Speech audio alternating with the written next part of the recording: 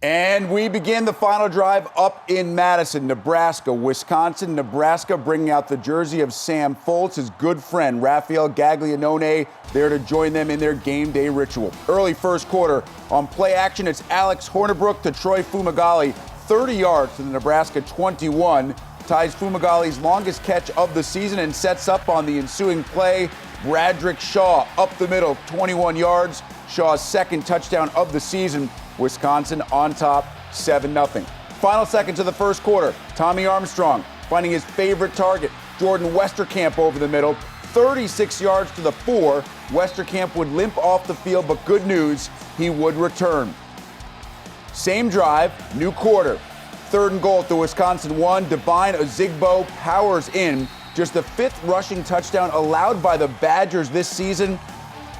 We are tied at 7. Next, Nebraska possession. Tommy Armstrong already throwing 1 pick in this game. Let's make it 2.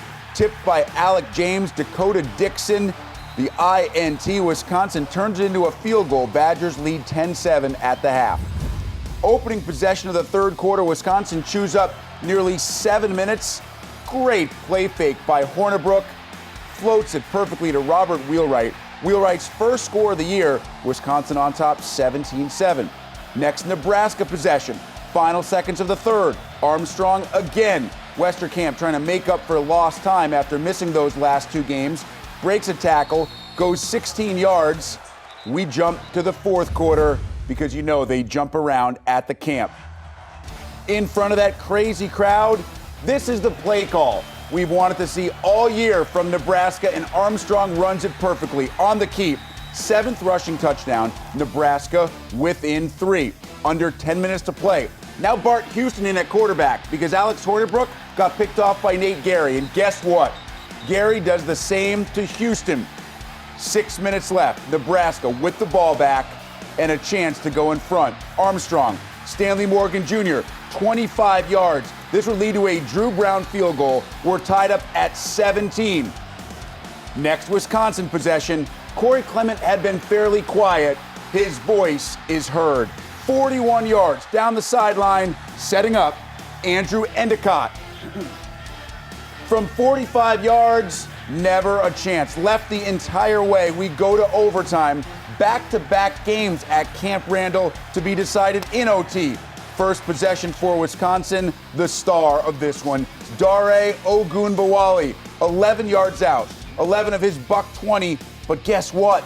Endicott misses the extra point. Nebraska now a touchdown in PAT, and the Huskers stay unbeaten.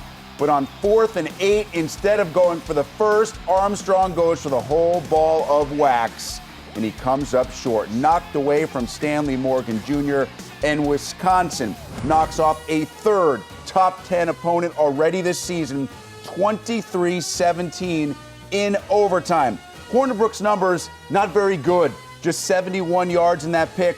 They didn't need to be great because Ogunbowale came up big time and time again. 120 yards on just 11 carries.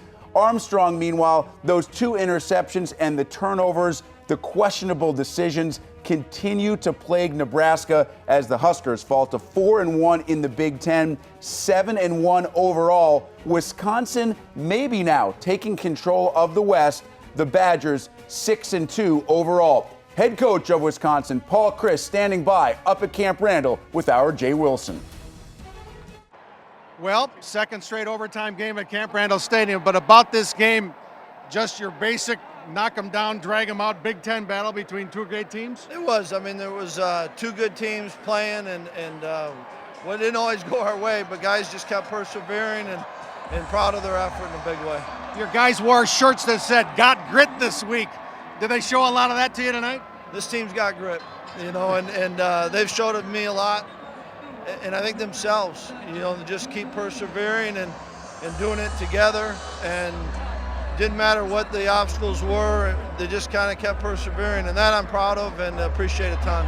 And defensively, you lose your top tackler, Jack Sitchie, but guys fill in, and it's another great effort on that side of the ball, right? They did. They came up with some big plays, and obviously, you know, the overtime was huge for us, and it's a group that likes playing football, and I think they really do care about each other, and we're going to need everyone, you know, to be the best team we can be as we go into November. And but tonight we can enjoy this one and appreciate what they've done a ton. Overtime's a lot more fun when you win, isn't it? Feels a little different. Yeah, all right. Congratulations, Coach. Thanks, Jay. Appreciate Back it. to the studio in Chicago.